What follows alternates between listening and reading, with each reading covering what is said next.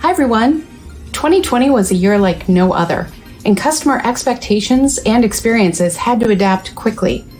As we look to the future, what are some of the changes in retail? Customers want convenient and personalized experiences. So, how can traditional business models keep up?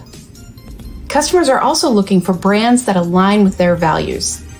They want brands to live up to the ideas around sustainability in big ways. It's not enough to just talk about it.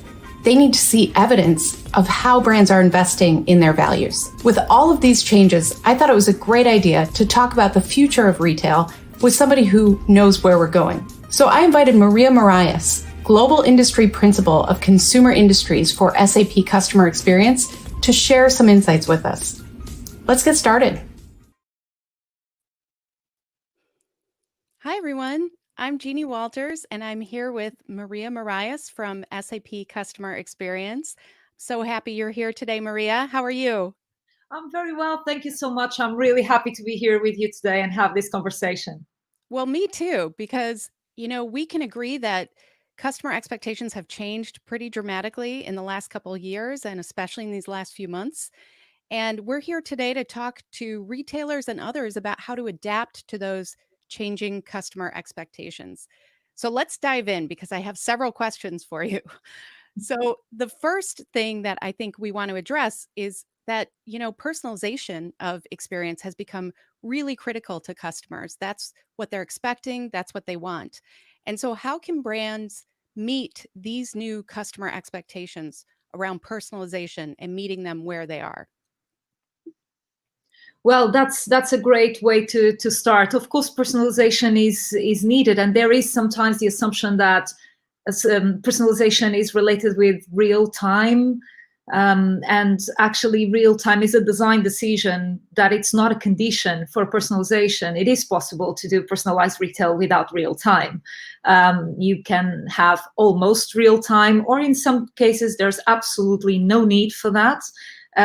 What you need is a good retail execution of a service, and make sure that you meet customers where they are, and you are able to respond when they need you to, which may not be immediately after you put an ad out there, like an ad which you think, okay, this is the red dress you were always looking for. It may not be. So personalization goes a little bit beyond the idea of just looking at real time.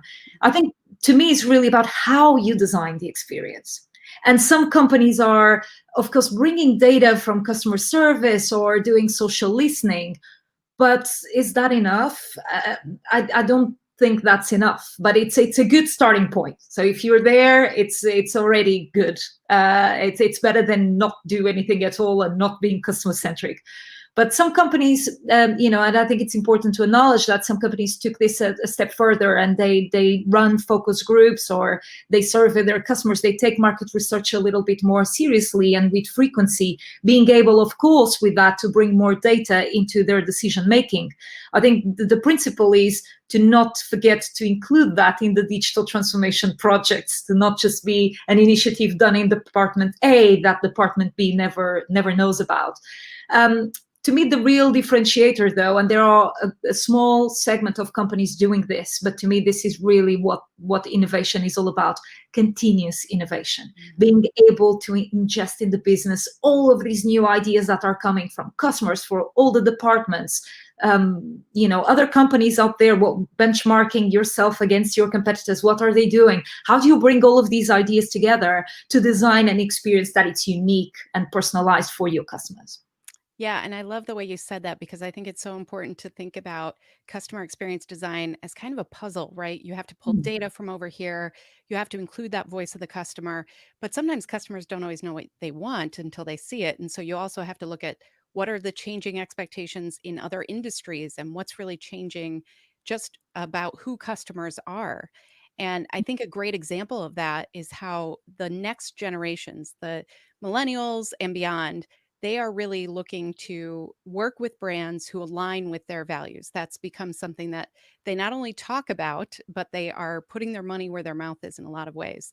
And one of the biggest goals for those groups is to align with brands that care about sustainability, eco-friendly products and sustainability models that they can see the evidence of, because it's not enough to send a press release out, right? So when we talk about, aligning values and looking towards sustainability, what should leaders consider when planning for the future, specifically around how they can provide these sustainable commerce options to their customers? Well, I'm really passionate about this topic, as you know. So I think as a starting point, I would say that if it's about the ability of responding to customers and being able to look at the future with purpose, then it really starts by moving away from linear thinking. Mhm. And not just talking about circular economy type of business models, but of course, that's a great outcome if you're there as a company. But even the idea of linear thinking, waterfall type of project management, that's really not what works here, because sustainability is a systems thinking process. It's not something that can be solved with specialization. If we think that plastic came to the world because we needed to solve a problem with the amount of trees we were cutting from forests and we were using too much paper, then we see the danger of linear thinking. There are solutions for problems come from collaboration. They come from thinking with a different mindset. And so I could not agree more when you say that the younger generations are really concerned about this, because their mindset is different. And particularly the Zs. Actually, I think millennials, let's all move on. They are close to 40s now, Yeah. all the ones. So I think, and I really see a difference with the Zs. I think the Generation Z tends to be more conscious about sustainability, and they have some sort of, it's easier for them to think in network and less about the linear thinking. So I don't know. Really interesting. But it's a mindset issue. So transparency of the supply chain is essential. If you want to go beyond the press release as a company, Mhm. it is about making the supply chain transparent and bringing that into the retail execution. So I'll give you an example. I was part of the creation of an index earlier this year with a think tank called Circlo, and we've ranked the 50 top consumer industries companies in the world.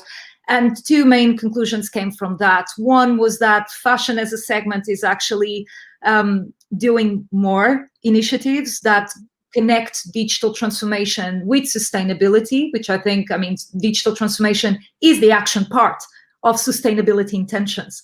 Therefore, this is quite important. And we see fashion companies like LVMH, Nike, Inditex really addressing that from that perspective. But also beauty companies like L'Oreal. Actually, L'Oreal was the company that ranked better in the entire index. And then it's this geographical divide. So Europe is ranking better when compared with the US. That was also another conclusion that I've seen. But, Jenny, we're talking about simple things. If companies are already measuring non-financial metrics, such as carbon emissions, why is that information is not exposed in the commerce? So as a consumer, I go and buy a product, I select next day delivery, but I have the information coming directly from the retailer letting me know that actually if it's not tomorrow and if it's in 2 days, you get CO2 emissions that are lower than if you want your product tomorrow. And in most cases, I would just say, yeah, Sure. I'm okay with that. So we need to see more of these things. Yeah, I think it's really interesting too that there are entire industries kind of popping up to serve this need, because there's this whole movement towards the sustainable model for weddings and for all of these different things. There are movements to, instead of buying everything new when you have a newborn, to really look around and try to reuse and connect with a network, to your point, that type of thinking, connect with a network that can provide the same value but with a lower environmental cost. So I think we're just, exploring this, and I'm really excited to see about what's next there too. And you brought up digital transformation as a huge part of this, and part of what we're trying to do is provide all of these personalized experiences at scale for customers. And that is a lot of heavy lifting in the background. In the ideal world, experiences seem seamless to customers, but we know that there is a lot going on within the business model and within how we do things in the process and procedures of what we're delivering. And artificial intelligence and machine learning and all of these new technologies, they're allowing us to scale in different ways. But my question, and I think a lot of people are grappling with this right now, is with all of this great technology, can brands utilize AI and still be human centric? Can they still connect on that human level, even when they're leveraging all of this technology? So, what do you think of that? I think yes, they can. Because AI and automation are not necessarily two faces of the same coin. Hmm. I think we can decide how to create artificial intelligence applications that can be designed to empower users and consumers, instead of manipulating them. So I've done an entire TED talk on this topic, but essentially the point is that artificial intelligence is really powerful. It's super powerful, actually, and it poses a question with regards to the business models and the purpose that companies have. Hmm. So, how do companies charge for their products and services, and how do people deal with money and wealth? It's at the center of this.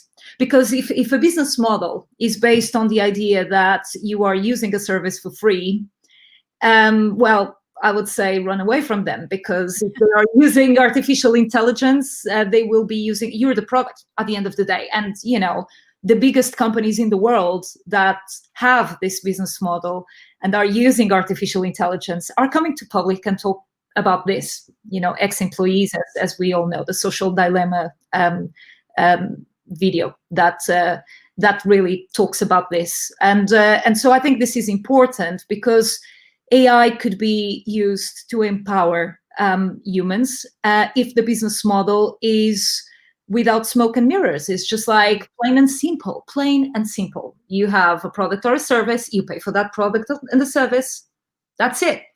So with this, AI could be a force for good with this type of business models.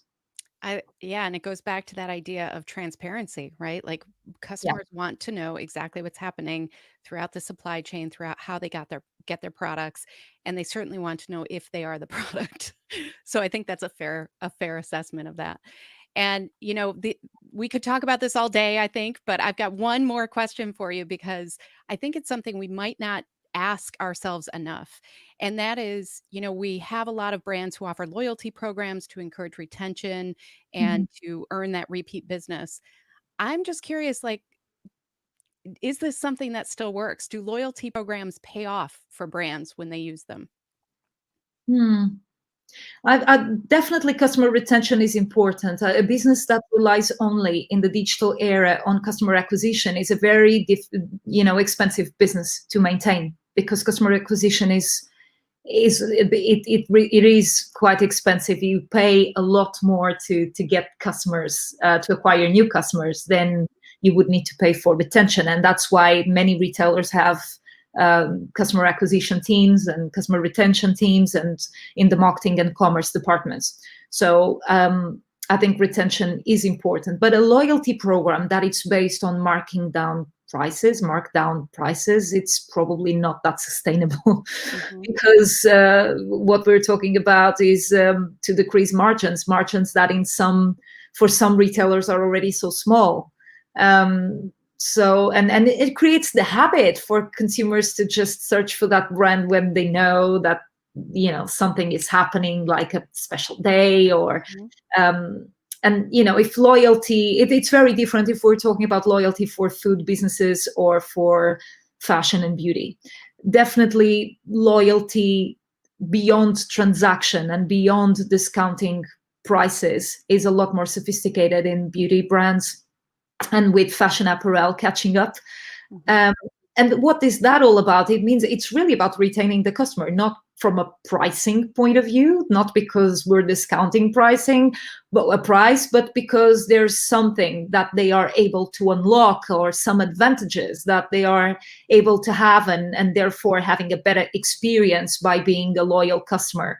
The mistake we sometimes see is that these programs tend to be designed for the VIP customers, but they are already probably maxing the amount of money they spend with you anyway. So why not look at that tier before being a VIP that actually has that potential to spend a little bit more by incentivizing them to have a deeper experience with the brand, and create the loyalty program around that. So, good examples I think come really from beauty brands. Yeah, that's a great point. And I think that's a great way to wrap this up, talking about deeper experiences with customers so that they continue to be customers. That's what we're all after. And, by providing value, that's how you earn the loyalty. So, Maria Marias from SAP Customer Experience, thank you so much for this conversation. This was wonderful. Thank you. And thank you to everybody who joined us today on CX Unplugged Talks. My friend and colleague Stephanie Toom will be in the host chair next time. I'll see you in a future episode, but be sure to follow along with the CX Unplugged hashtag so you don't miss it. We will see you then.